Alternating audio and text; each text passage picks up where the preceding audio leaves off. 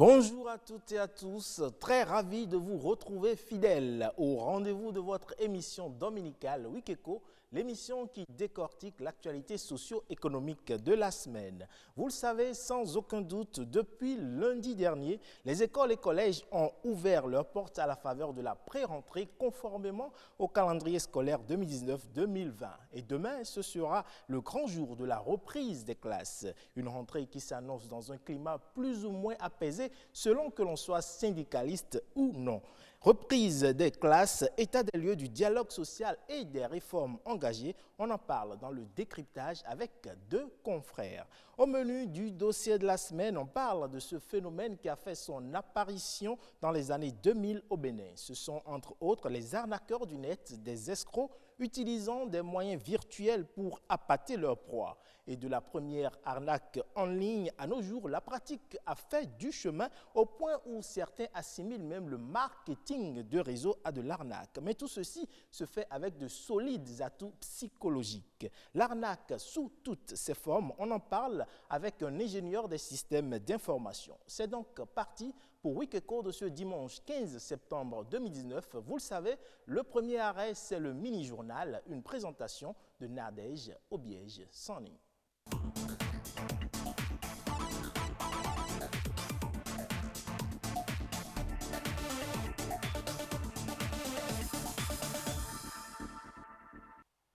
Bonjour à tous, merci d'être au rendez-vous de l'information dans cette émission Week Echo. Déjà 2 mois que les écoliers et élèves du Bénin sont en vacances. L'heure est à présent au préparatif de la nouvelle rentrée qui démarre le 16 septembre. Comment les chefs d'établissement, les enseignants et même les parents d'élèves s'activent pour cette nouvelle rentrée scolaire. Alphonse Kbadé, Deogracias Fanisset et Iliad Bokovo nous apportent ici les réponses. C'est un reportage présenté par Ogias Nyakli. La rentrée scolaire 2019-2020 est imminente. Et si pendant 2 lunes tout entières, la petite école a dormi, elle se réveille petit à petit de son sommeil. Déjà, les établissements publics comme privés s'attellent pour une rentrée scolaire réussie. La rentrée se prépare très bien. Et certainement, les cours vont démarrer effectivement le 16 septembre prochain parce que les emplois du temps sont déjà prêts. Les professeurs, d'ici demain, vont avoir leur emploi du temps. Ce matin, nous sommes en train de faire la réunion de rentrée pour le collège avec les professeurs, l'attribution des salles de classe, les informations utiles, la réglementation, l'emploi du temps, le recouvrement pédagogique. Et après, ils vont s'éclater en atelier par matière et travailler et savoir par où commencer à partir du 16. Donc, c'est le sens de la rencontre de ce matin. Le travail a donc commencé pour les chefs d'établissements et enseignants, lesquels enseignants semblent physiquement et mentalement prêts pour effectivement débuter la nouvelle rentrée. Moi, je suis déjà prêt. J'ai déjà mis à jour mes fiches. On se prépare activement pour la prochaine rentrée. D'ailleurs, nous sommes à la fin d'un conseil de rentrée. C'est un conseil qui nous permet d'ajuster un peu les choses avant que la rentrée ne commence. Quant aux parents, pour des raisons multiples, ils préfèrent inscrire tôt leurs enfants pour éviter les bousculades dues aux affluences de dernière minute. C'est depuis la fin de l'année scolaire écoulée qu'il faut commencer par préparer l'année scolaire à venir. Donc déjà, les dispositions sont déjà prises de mon côté pour que tout se passe très bien. Déjà, je me suis déjà renseigné auprès de l'administration de l'école. J'ai pris déjà la liste des fournitures qui sont déjà disponibles. Il vaut mieux inscrire l'enfant plutôt qu'à la rentrée, on vous dise qu'il n'y a plus de place. Et c'est pour cela que j'étais arrivé pour inscrire mon enfant. Et je suis passé pour payer la première tranche. Si parents et enseignants font le nécessaire pour une bonne rentrée scolaire, la balle est alors dans le camp des apprenants. À l'horizon 2021, le Bénin, sans être producteur, fera partie intégrante des pays pétroliers d'Afrique et du monde. Cela se traduit par l'exportation du pétrole brut du Niger à travers le projet de construction et d'exploitation du pipeline Export Niger-Bénin qui sera exécuté sur les terres béninoises. De quoi retourne le projet? Ulvaïus Balogun nous apporte ici plus de précisions. C'est en janvier 2019 que le Bénin et le Niger avaient signé un accord bilatéral sur la construction et l'exploitation d'un système de transport des hydrocarbures par oléoduc. S'en est suivi en août dernier la signature en Chine d'un accord de construction et d'exploitation du pipeline Export Niger-Bénin. D'un coût global de 600 milliards de francs CFA, ce projet constitue le plus gros investissement direct privé au Bénin. C'est une tuyauterie en fait qui va conduire le pétrole transporté précisément, le pétrole produit au Niger à travers son territoire vers le couloir qu'est le Bénin pour l'exportation. C'est un pipe qui est constitué d'unités de tuyaux soudés bout à bout. Sur le territoire bénin, nous en aurons environ 5000 unités à souder ensemble. Et sur le long de ces 5000, ils seront installés des unités de stations de pompage et la station terminale, mais également 24 vannes qui sont en fait des unités de sécurité pour permettre d'isoler des sections de pipe en cas d'incident ou de maintenance ou d'entretien d'une partie de ce pipeline. Le pipeline va quitter Agadem au Niger et traverser le Bénin à travers les communes de Malanville jusqu'à Semekodji, soit 2085 km de long, dont 687 km au Bénin. Il va servir à l'exportation du pétrole brut du Niger afin de le rendre accessible au marché international. Les travaux de construction sont prévus pour durer 2 ans. Au bout de ces 2 ans, on va procéder à la mise en service de ce pipeline. Et la durée de vie du projet est de 40 ans. Pendant 40 ans, ce pipe sera exploité et les techniciens, les spécialistes vous diront qu'on peut aller jusqu'à 70 ans, même plus, si l'entretien se fait correctement. Le projet va générer plus de 3000 emplois lors de sa phase de construction et 300 à 500 emplois permanents à la phase d'exploitation. Selon les estimations, le Bénin va collecter plus de 300 milliards de francs CFA comme droits de transit et des recettes fiscales pour les 20 premières années de la période d'exploitation. Plus question pour les femmes de dépendre de leur mari. Les premières à en prendre conscience, ce sont les femmes elles-mêmes. Elles s'émancipent de plus en plus et contribuent au développement socio-économique de leur pays. Mais au-delà, elles savent que leur autonomisation participe au bien-être de la famille et contribue à la réduction de la pauvreté. Autonomisation des femmes, c'est un reportage de Louis Kodobo et Gloria Oni. La femme qui ne travaille pas, qui attend à ce que leur mari dépense tout dans la chambre, je vois que cette femme-là ne veut pas que leur mari évolue dans le foyer. Cette époque où la femme attend tout de son mari est révolue. La femme tient désormais à son autonomisation. Elle ne veut plus être dépendante. Une femme doit être autonome. Si elle se veut émanciper, elle doit d'abord penser à son autonomisation. Tout part de là. Tu ne peux pas vouloir qu'une personne fasse ton émancipation sans toi-même ta participation. Tu ne peux pas penser être dépendante des autres et chanter toujours émancipation. Tu ne peux pas vouloir être un oiseau dans une cage où la mère va chercher de la nourriture venue donner et penser être émancipée. Conscientes que leur participation au fonctionnement du foyer est importante, les femmes de plus en plus prônent leur implication dans la gestion financière du ménage. La femme ne doit pas dépendre de son mari à chaque moment, à chaque instant, parce que ça peut arriver que le mari échoue des fois, ou soit ait des faillites au boulot, tout ça là. Donc, si la femme était en train de faire quelque chose, elle peut aider son mari à faire, les petites gestions de la maison. Il est normal que dans un foyer, chacun puisse avoir un petit truc, un petit job ou emploi, je ne sais, qui lui permet de participer au budget familial. Il peut arriver des moments où l'homme sera en pénurie. Il n'aura pas d'argent. Il sera peut-être impayé. Et dans ce cas, la femme est appelée aussi à soutenir son mari. Il faudrait que ça soit un partenariat de gagnant-gagnant, quoi. Quand tu es avec ta femme, tout ce qui est comme dépense dans la chambre, elle va contribuer une partie, toi aussi le mari, tu vas contribuer une partie. L'autonomisation de la femme est donc une condition essentielle. Mieux, un facteur de progrès socio-économique. Être femme, c'est être autonome. Être émancipée, c'est aussi être autonome, être brave, travailleuse. Autonome dans son travail, autonome psychologiquement, autonome intellectuellement.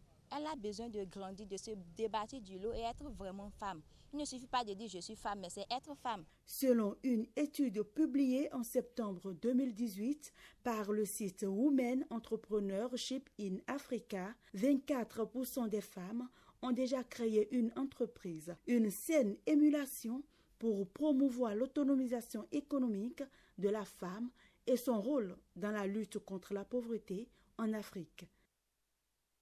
Ce sera tout pour le mini-journal de ce dimanche. Week Eco continue avec Ulvaeus Balogun.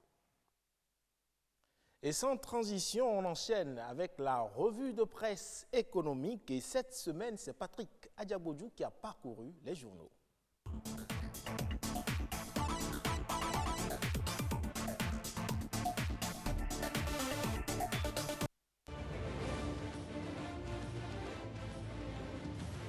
Bonjour et bienvenue à tous. Un tour d'horizon de l'actualité économique, relayé par la presse.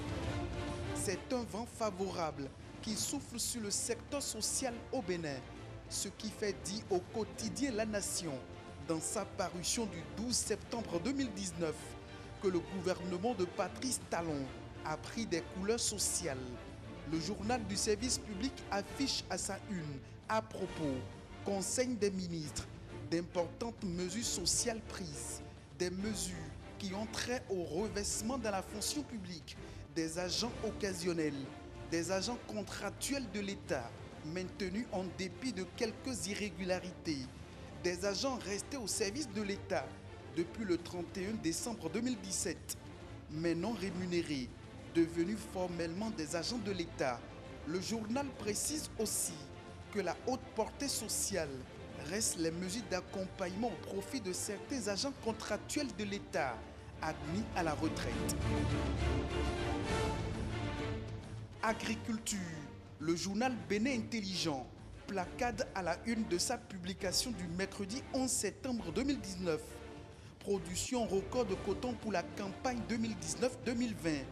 Didja et environ sensibilisés sur les produits homologués. Après la zone nord, où les différentes communes productrices de coton ont été sensibilisées sur les méthodes et le respect des itinéraires techniques en matière de l'utilisation des intrants agricoles homologués. C'est le tour de la zone sud.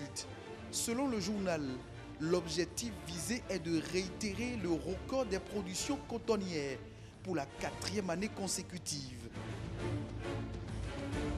Parlons toujours d'agriculture. La campagne de commercialisation 2019-2020 des amendes de karité est lancée. L'information est relayée par le quotidien La Nation. Le journal nous annonce que le prix plancher d'achat de l'amende est fixé à 100 francs CFA par kilogramme. Citant le communiqué du Conseil des ministres, le CANA nous apprend aussi qu'en dehors de la taxe de développement local, tout autre prélèvement sont prohibés et les communes sont invitées à respecter cette prescription. La tomate fraîche, produit de grande consommation au Bénin, coûte moins cher. Un tour dans les marchés et vous pouvez personnellement vous en convaincre. Dans les médias, l'information n'est pas passée inaperçue. Vendue entre 5 000 et 8 000 francs CFA dans les différents marchés de Cotonou, il y a quelques jours, le prix de vente du panier ou de la bassine de tomates fraîches a chuté et cédé à un prix variant entre 2000 et 2500 francs CFA. Une chute libre du prix du panier de la tomate fraîche qui doit faire la fête des consommateurs. Fin de la revue de presse économique. À dimanche prochain pour de nouvelles informations économiques.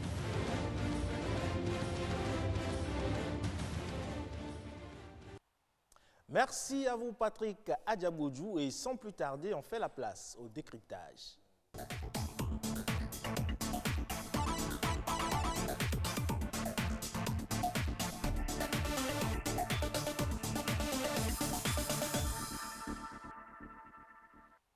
Je le disais à l'entame de cette émission, la rentrée scolaire démarre demain, lundi 16 septembre, et elle s'annonce avec des mesures importantes au profit de l'école béninoise. Déjà, le gouvernement a entamé les négociations avec les centrales et confédérations syndicales afin d'apaiser le front social, même si jusqu'à ce moment précis, la plateforme revendicative demeure insatisfaite. On fait le débat ce matin avec deux confrères que je reçois pour vous. Bonjour Hubert Djogué. Bonjour.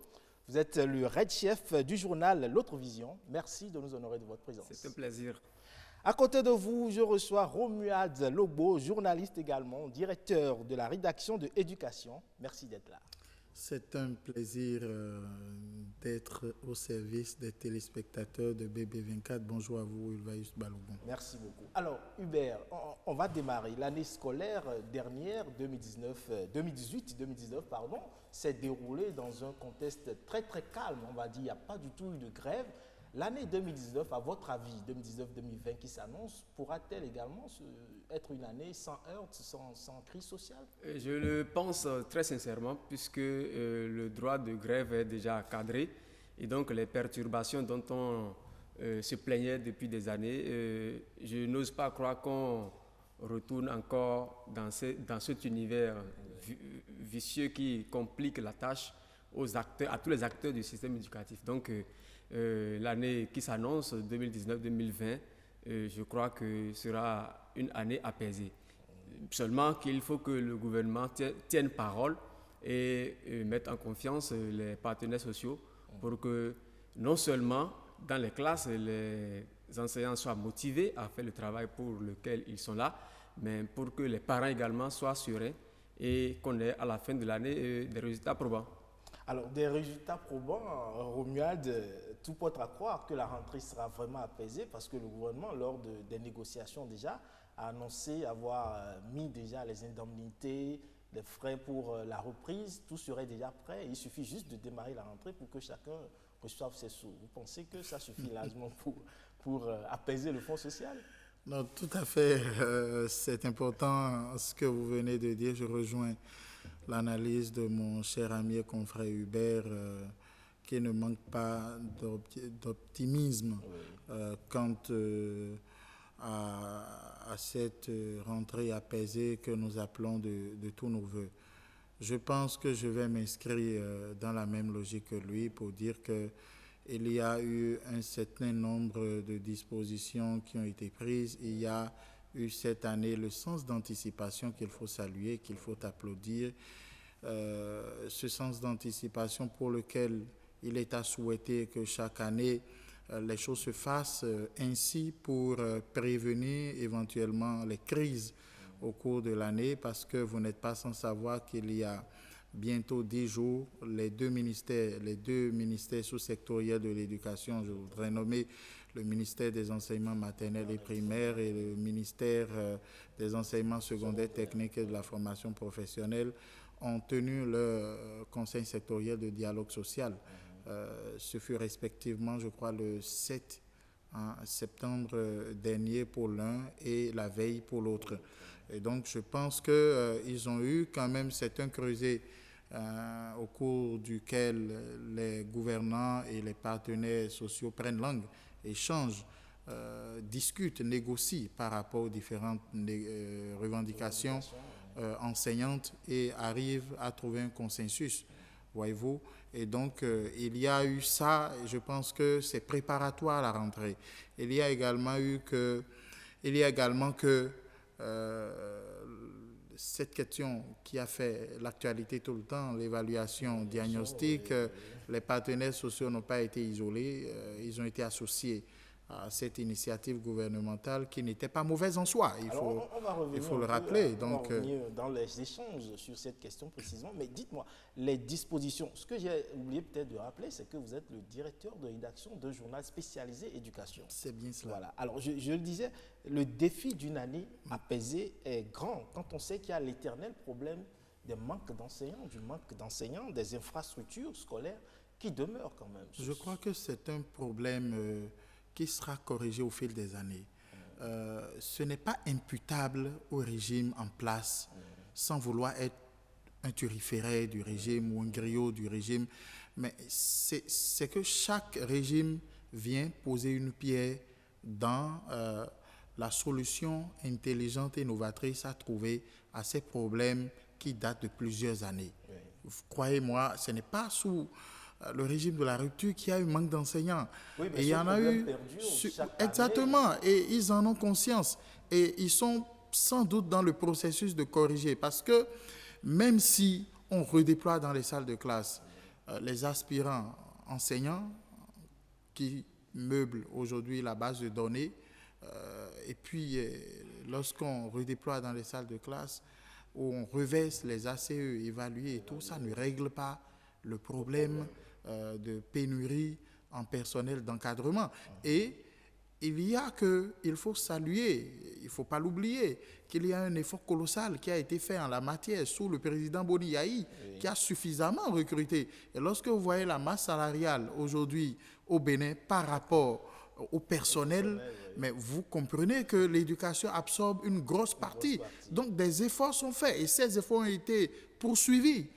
Le régime de la rupture est venu également s'inscrire dans la logique de son prédécesseur et a fait également, en a recruté, a fait de sa priorité l'éducation aussi. Donc je pense que les salles de classe, on en construit tous les jours. Il y a certaines qui ont été rénovées tous les jours. L'autre question qui me semble assez importante, sur laquelle vous avez insisté tout à l'heure et qui est vraie, c'est la parole du politique contre la réalité.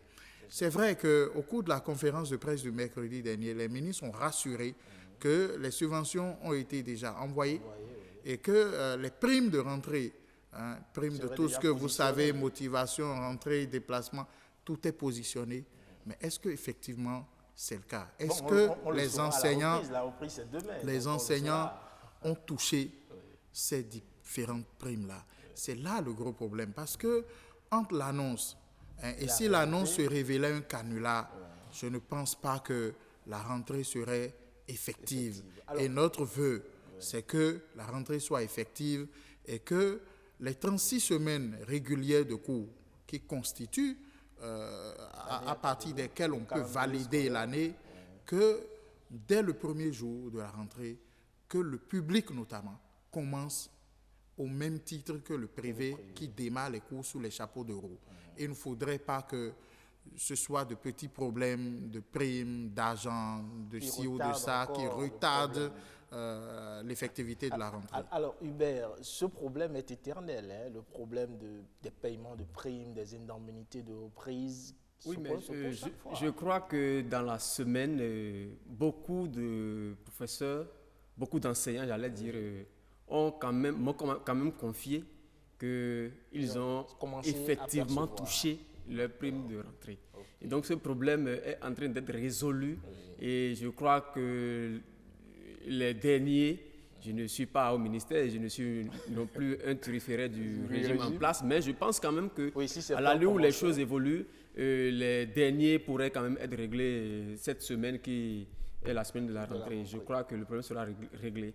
Alors on sait que depuis 2016, déjà, des mesures ont été prises dans les différents sous-secteurs de l'éducation pour améliorer la qualité de l'enseignement au Bénin. Nous avons la dictée au primaire, par exemple, qui a commencé depuis quelques mois. Selon vous, est-ce une expérience concluante? Alors, d'abord, ce n'est pas seulement au primaire qu'il y a la dictée. La dictée est également au secondaire.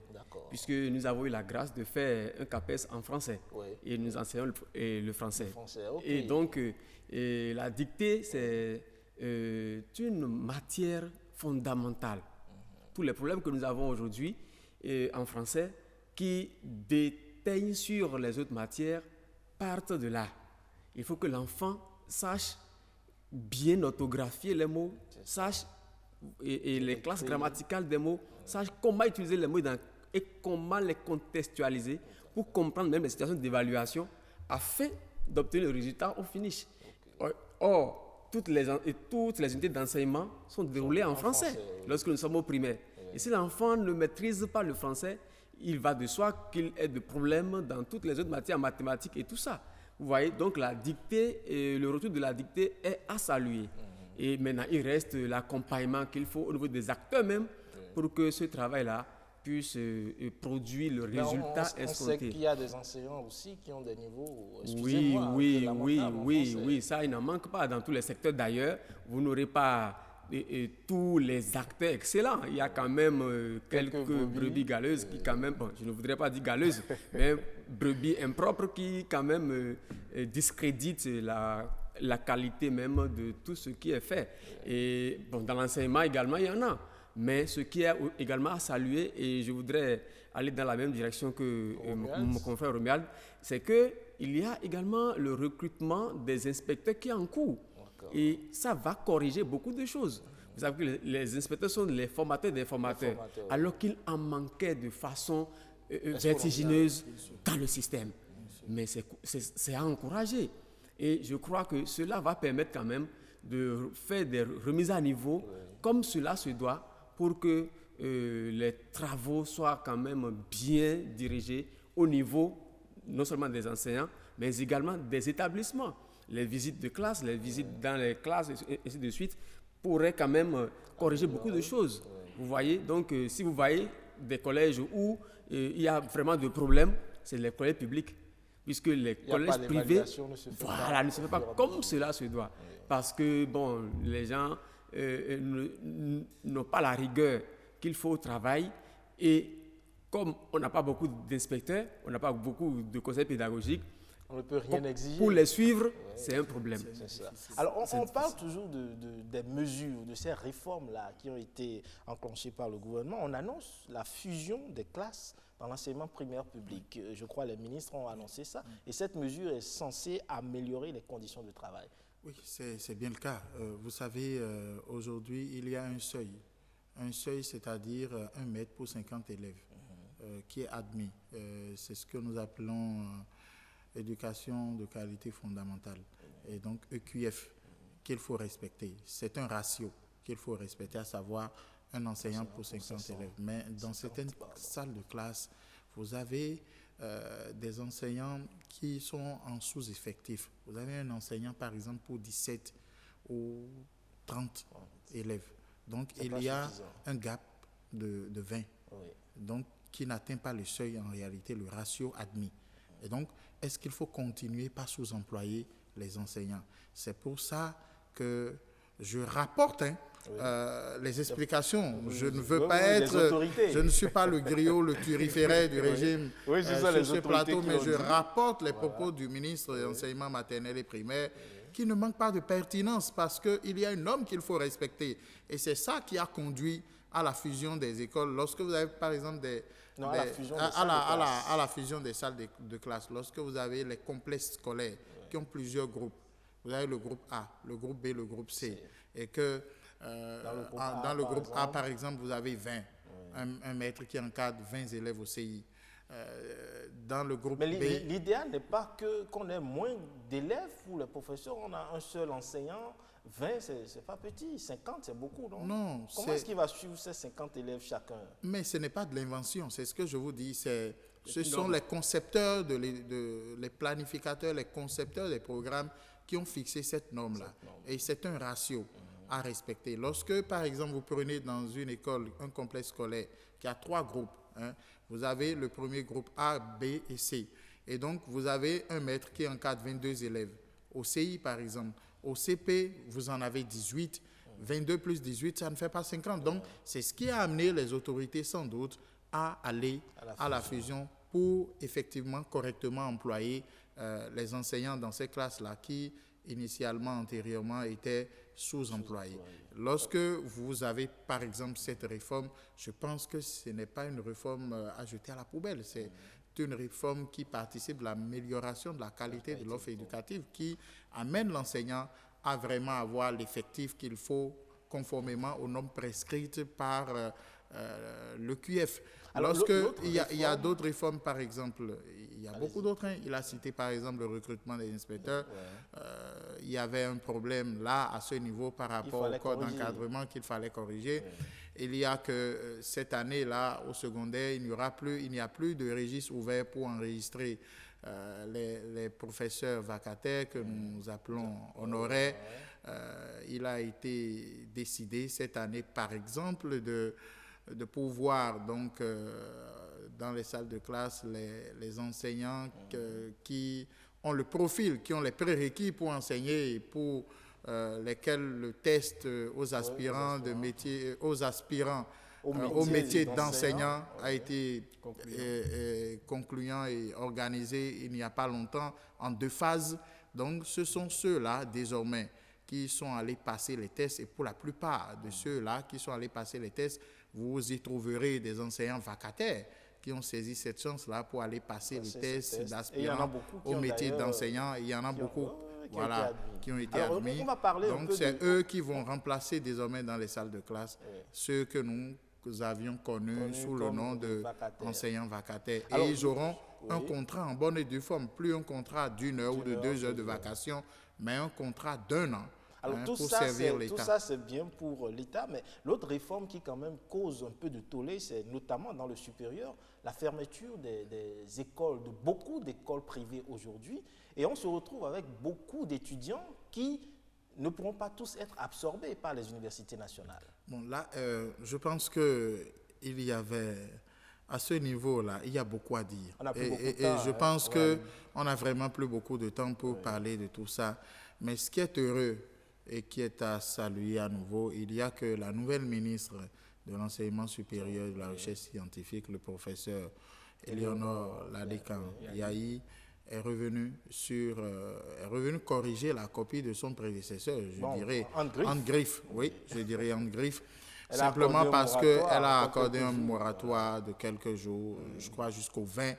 Oui, mais néanmoins, malgré ce moratoire qui a été accordé, le problème demeure, c'est qu'il y aura beaucoup d'étudiants qui ne pourront pas forcément être pris dans les universités nationales. Non, il y a un problème fondamental que nous devons cerner dans cette affaire-là. C'est-à-dire, une chose est de faire la formation, mais l'autre chose est de faire une formation de qualité qui permettra à terme d'aller sur le marché de l'emploi et d'être compétitif. C'est tout le problème. Donc, je pense que ne pas trouver où aller, ce n'est pas ça le problème. Mais ces établissements qui ne respectent pas les normes, bon, en griffe, ça dépend aussi de ce qu'on y met. Bon, on ne peut pas aller dans ces considérations-là. Mais dans ces établissements-là, il y avait des problèmes. Oui, mais le problème que moi je pose, c'est que les étudiants, ceux qui ont le bac cette année, ont tous du mal. Non, nous avons des universités. Nous avons des universités qui peuvent les consommer. Franchement, sur la question, sachons raison garder. D'accord? L'université est élitiste. Ne va pas à l'université qui veut, mais qui a les moyens et qui s'offre les moyens d'aller à l'université. Qui est admis au bac, a toute la potentialité. Pas forcément. Si vous êtes admis au bac et que vous n'avez pas les moyens financiers pour aller à l'université, vous allez travailler d'abord, vous trouver de l'argent avant d'aller à l'université. On peut faire de grands gestes derrière. En réalité, par rapport à ce problème que vous soulevez, le Bénin est régi par des tests et les EPS sont régis par des tests. Je pense qu'il faut que nous respections les tests que nous nous sommes nous-mêmes donnés. Merci beaucoup à vous, chers confrères. Malheureusement, on n'a pas pu aborder tous les aspects des questions. Merci d'être venu ce matin sur ce plateau. J'espère vous revoir très vite. Toutes les fois que vous m'inviterez, je serai ici pour partager avec vous mes analyses. Merci beaucoup, Robert. Nous serons là. Merci beaucoup. Voilà. On reste en place ici et on ouvre le dossier de la semaine.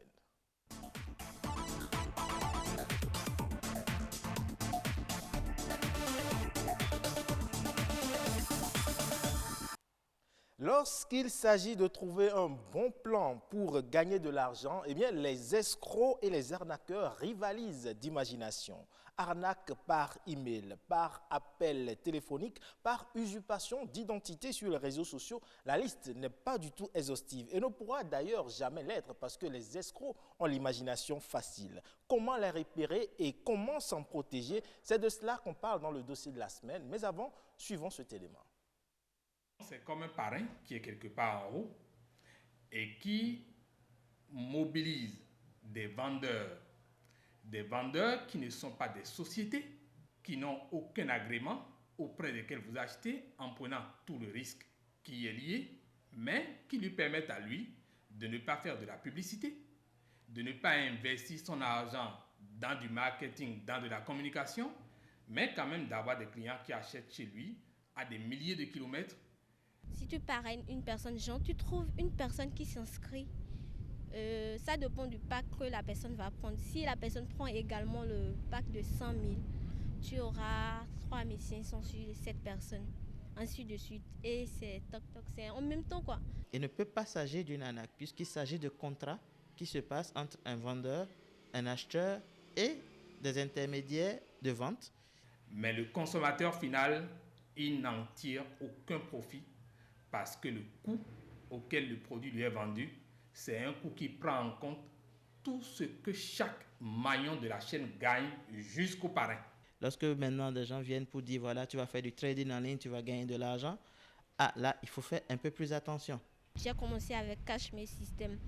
Et Cash-Me System, c'est une clé business en réalité. La clé, elle est numérique, c'est pas une clé comme ça.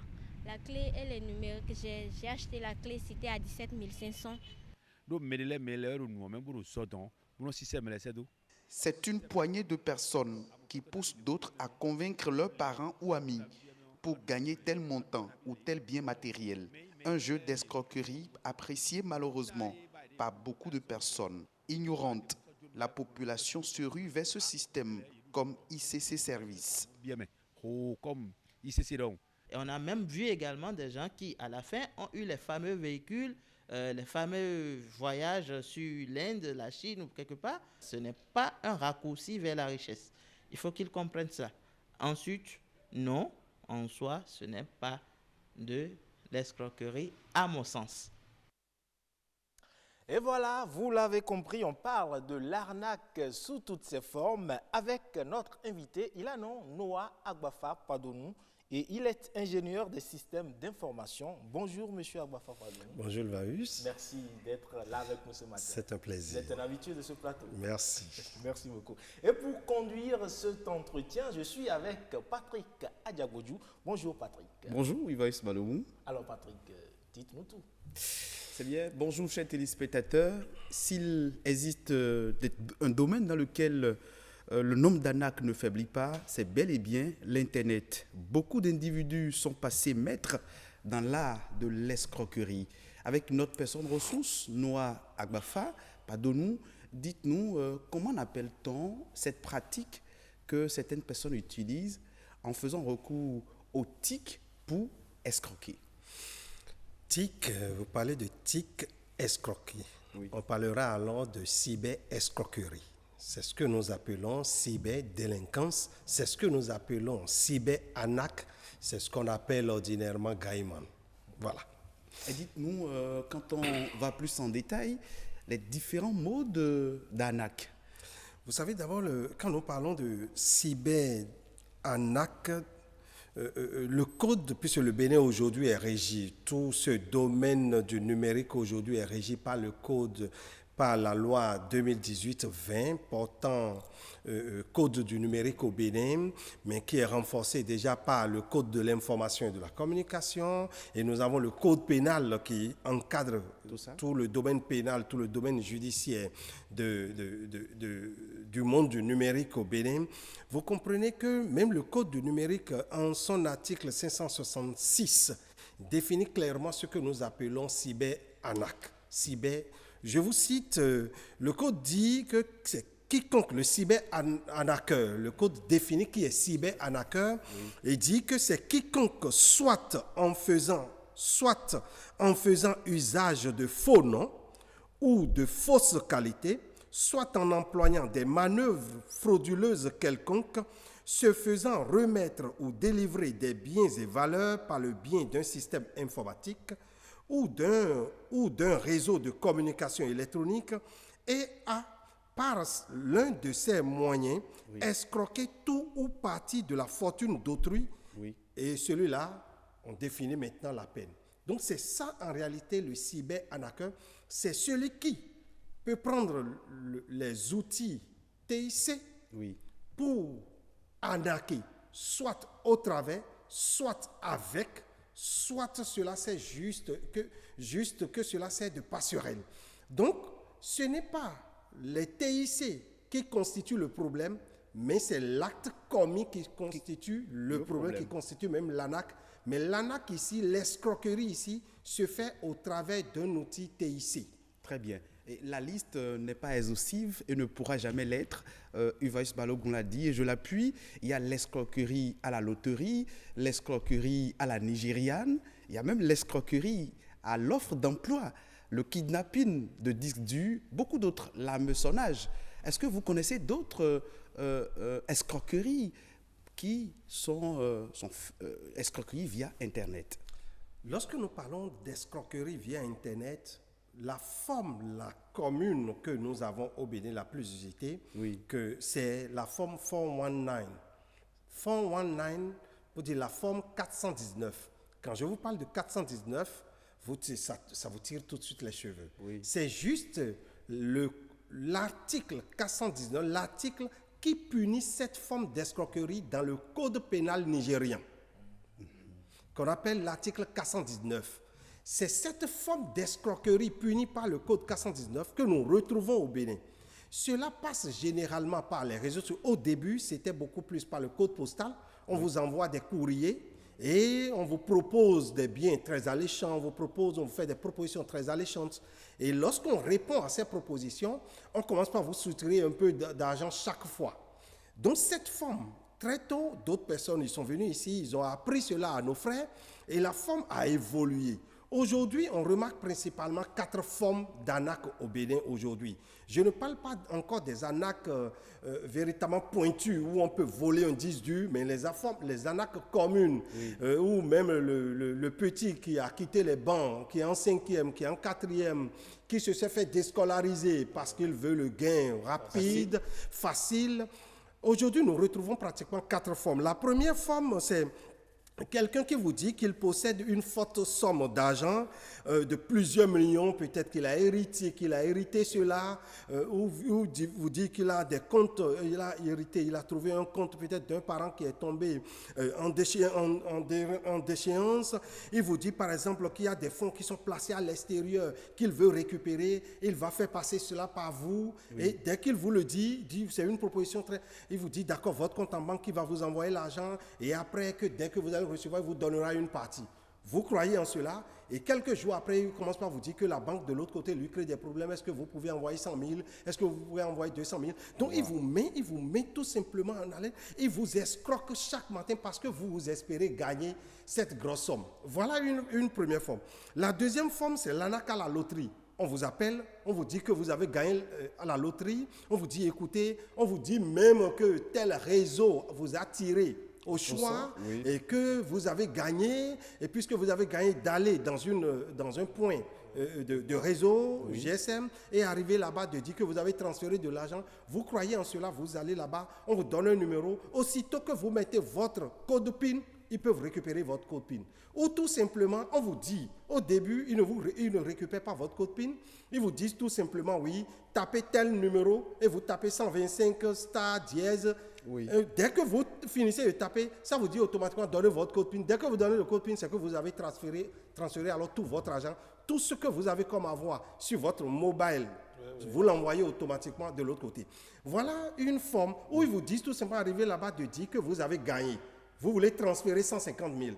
Mais vous voyez, beaucoup de personnes ne voient pas la différence entre transférer et recevoir. Dès qu'ils arrivent là-bas, ils disent nous voulons transférer l'argent à ce point de réseau, leur faire le transfert et après on les attaque. Voilà une deuxième forme.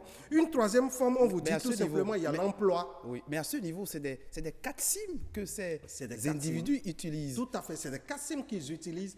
Vous vous rappelez qu'il était arrivé un moment où la police a attrapé des jeunes qui ont fabriqué énormément de cartes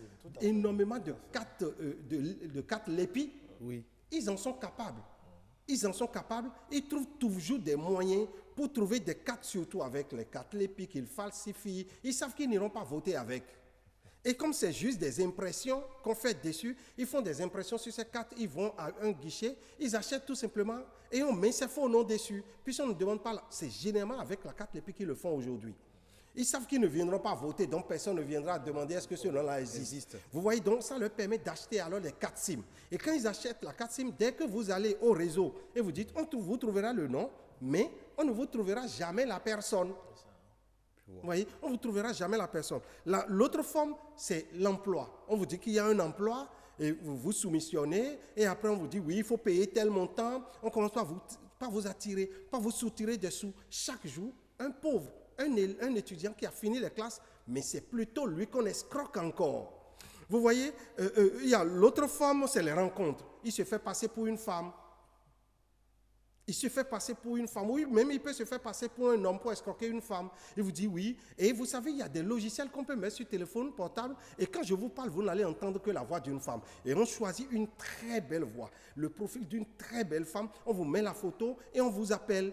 On met la photo même sur le WhatsApp et vous voyez la femme et il commence par discuter avec vous. Pour anecdote, il y a un honorable député de notre pays qui en a été victime. Exactement, qui en a été victime. On va même jusqu'à vous dire, faut proposer même je dis de n'importe quoi, mais vous proposez même de faire de l'amour en ligne et on enregistre et après on commence par faire le chantage. Vous voyez, il y a toutes ces formes aujourd'hui. C'est surtout les formes que les jeunes utilisent en termes d'arnaque au Bénin. C'est sûr qu'il y a peut-être d'autres formes qui existent, mais c'est les formes les plus répandues. Et dites-nous, Monsieur Noah Agbafa, le marketing relationnel ou de réseau, beaucoup le considèrent comme une porte vers la richesse. D'autres, par contre, estiment ou sont convaincus qu'il s'agit d'un système d'arnaque. Vous, qu'en est-il selon vous? Le marketing de réseau, c'est ce que nous faisons tous les jours que Dieu fait. Lorsque vous passez me voir, nous sommes en train de discuter. Dans nos échanges, je vous aurais déjà recommandé un produit assurément. Certainement, je vous aurais recommandé un produit. Et quand je vous recommande, parce que la force de vente, c'est toujours basé sur la recommandation. Donc, lorsque je vous recommande un produit ou je vous recommande un service, généralement, la maison, le fabricant ne me paie rien. Donc, c'est cette force de recommandation qu'on veut institutionnaliser et qu'on appelle aujourd'hui le marketing de réseau, le marketing relationnel. Donc, je vous propose un produit, vous en parlez à vos amis. Oui. Au lieu que ce soit vos amis qui viennent découvrir le produit, c'est vous qui faites découvrir le produit à vos amis. Et lorsqu'ils vont acheter, alors je vais vous faire des ristournes. C'est ça en réalité le marketing de réseau. Mais tel que ça se passe au Bénin, je ne vous dirai pas que c'est de l'arnaque, mais je vous dirai que c'est totalement incontrôlé. Totalement incontrôlé parce que, observez, tout ce que nous avons comme système de marketing de réseau, c'est des produits d'ailleurs qu'on vient nous vendre. Presque personne ne vous propose un produit béninois pour vous parler du système marketing de réseau. Donc, c'est l'épargne du béninois qu'on veut envoyer et enrichir un Chinois, qu'on veut envoyer pour enrichir un Américain, parce que sous prétexte que son produit est bon. Et lorsque vous prenez maintenant les plans marketing, beaucoup de jeunes entrent dans ces systèmes sans véritablement maîtriser le plan marketing. On dit oui, lorsque tu gagnes, lorsque tu vends, on te donne 10%. Mais beaucoup ne se posent la question, jusqu'à quelle concurrence le système peut cracher? C'est là qu'il y a l'arnaque en réalité. On ne se pose pas la question jusqu'où le système peut cracher. Parce que généralement, ces systèmes, vous allez constater, il y a beaucoup de systèmes de marketing de réseau qu'on a vus passer au Bénin, mais qui ont tous craché, qui ont tous disparu. Qui ont tous disparu parce que le système n'est pas bien huileux, les calculs ne sont pas bien faits. Oui. Donc, lorsque le premier gagne, le deuxième, le troisième, déjà en troisième, quatrième génération, le système crache parce qu'il n'y a plus d'avoir pour pouvoir payer ceux-là. Le système a déjà craché. Justement, il se fait que c'est l'avoir des premiers qu'on utilise pour payer. Pas nécessairement. Pas nécessairement. Le présenter ainsi, c'est comme vous parlez des systèmes pyramidaux. Oui. Ce n'est pas toujours les systèmes pyramidaux. Il y a le marketing de réseau qui existe, qui est différent de l'affaire Madoff, de la forme Madoff. C'est différent. Où on prend les avoirs des premiers pour payer les autres. Ce n'est pas toujours ça. Il y a le système de marketing de réseau qui existe et qui prospère ailleurs. Mais le problème est qu'il faut revoir totalement ce que nous appelons système de marketing de réseau au Bénin. Sinon, nous aurons toujours les mêmes problèmes et nous n'enrichissons aucun Béninois. Parce que quand vous observez, tout à l'heure, quelqu'un a parlé de véhicules gagnés. Observez combien de personnes ont gagné. C'est souvent les premiers qui gagnent le véhicule. Parce que le système ne va jamais en profondeur. C'est souvent les premiers parce que tant que d'autres personnes continuent de s'inscrire, ils enrichissent toujours les premiers. Et les premiers arrivent toujours à prendre le véhicule, à prendre le pseudo-véhicule. Et quand ils prennent, c'est ça qu'on exhibe. Et quand on exhibe, les jeunes... Oui, exactement. Les jeunes disent que là, ils peuvent... Oui, c'est ça. Dites-nous, monsieur Noah Agbafa, l'autre pan de notre sujet est le phénomène que je qualifie aussi d'escroquerie, parce que des individus inconnus vous envoient des messages pour dire que telle connaissance à vous a envoyé telle photo de vous, parce qu'il veut vous faire du mal, d'envoyer l'argent. Comment vous expliquez tout ça? C'est les TIC qui favorisent tout cela. Parce que vous savez, quand on parle d'Internet, il y a deux principaux atouts. Il y a le premier qui montre à l'utilisateur qui n'est vu de personne. Il est caché parmi des milliards d'utilisateurs. Et on se pose la question, qui me connaît, qui peut me découvrir?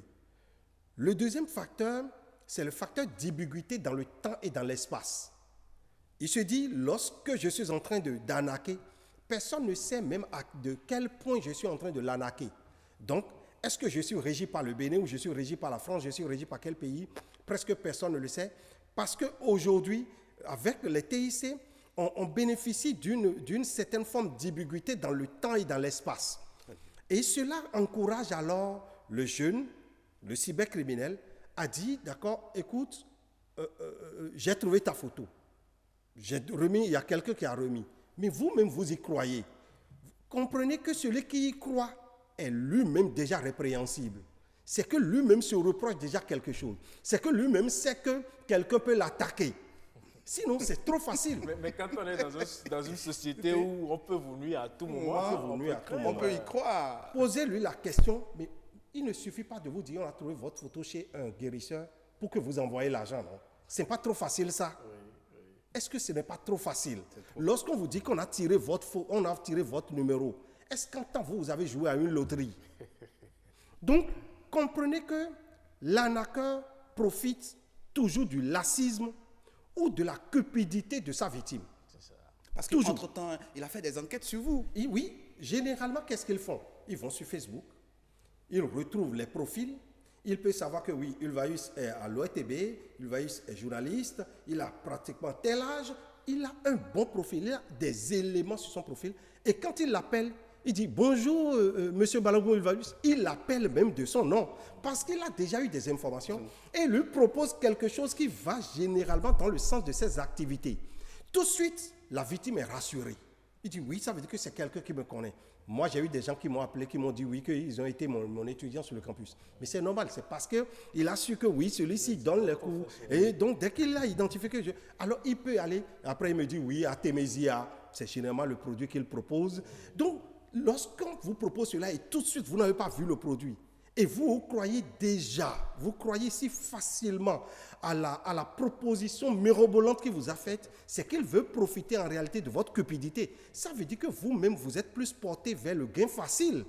Et tant qu'on n'est pas porté vers le gain facile, on a sa tête sur les épaules, on réfléchit et on identifie facilement là où il y a l'arnaque. On aura très bien compris Noah Agbafa dans ses explications. Il faut reconnaître que les populations doivent faire très attention. Oui, et faire très attention. On est aujourd'hui sur les réseaux sociaux. Tout le monde est sur les réseaux sociaux. Donc, tout le monde est exposé à ces risques-là. Tout le monde est exposé à leur attaque, mais tout le monde ne doit pas être victime. Comment se Tout protéger? le monde est exposé. Tout le monde est exposé. Lorsque vous-même, chaque matin, vous ne mettez que... Regardez nos filles. Tous les jours que Dieu fait, ils changent photo sur Facebook. Alors, ça permet à l'arnaqueur de compiler ces photos et de créer un autre compte en son nom. Et il va utiliser la quatrième forme dont j'ai parlé, les rencontres, les rencontres amoureuses. Parce que très belle fille qui tous les jours pose sa photo. On se pose la question, pourquoi elle met sa photo? C'est pour chercher l'homme ou c'est quoi? Donc lorsque vous-même vous êtes porté vers ces actes qui vous exposent. Allez sur ma page Facebook, vous allez constater par exemple que personne ne peut écrire sur ma page Facebook. Donc on peut correctement paramétrer d'abord sa page Facebook. Vous pouvez cacher votre numéro de téléphone, vous n'êtes pas tenu de l'exposer. Et lorsque quelqu'un vous écrit, vous évaluez d'abord ce que la personne vous a écrit avant de répondre. Lorsqu'il vous écrit par exemple, « Ah, j'ai trouvé tes photos de nudité quelque part », posez-vous la question, est-ce que vous avez pris des photos nues?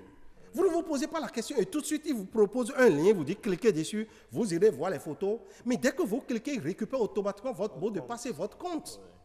Dès qu'il récupère votre compte, il va commencer par écrire à vos amis en votre nom, puisqu'il a maintenant votre compte à sa disposition. Et il a tout votre répertoire d'amis. Il peut alors dire oui, que vous avez fait accident à Abidjan et que vous déclamez 50 000, vous demandez 10 000, vous demandez 5 000. Vous comprenez que la sécurité, d'abord, c'est entre notre clavier et notre souris. Dès qu'on maîtrise correctement ce sur quoi nous cliquons, dès qu'on maîtrise correctement ce que nous tapons, dès qu'on maîtrise correctement ce que nous postons, nous sommes alors moins exposés. Vous ne devez pas laisser votre compte ouvert à tout le monde. Et quand on vous envoie une information, évaluez l'information. Qui vous a envoyé l'information? Est-ce que vous ne pouvez pas rapidement aller faire une recherche sur la personne? C'est ça. Donc, toutes les propositions, aussi alléchantes qu'elles puissent être, ne sont toujours pas les meilleures. Merci à vous, M. Noah Agbafa, pour tous ces éclaircissements. Merci, Patrick, pour avoir conduit cet entretien. Ah oui, très édifié. On sait maintenant comment se comporter sur Internet, sur les réseaux sociaux. Merci beaucoup. Et Wikeko prend fin ici. Madame, Monsieur, merci pour votre fidélité. Retrouvez-nous tous les dimanches à 11h sur BB24. Le lundi également en rediffusion à 11h sur BB24. Et bien entendu sur la page Facebook, ou plutôt la page YouTube de l'ORTB. Merci pour votre aimable attention. À dimanche prochain.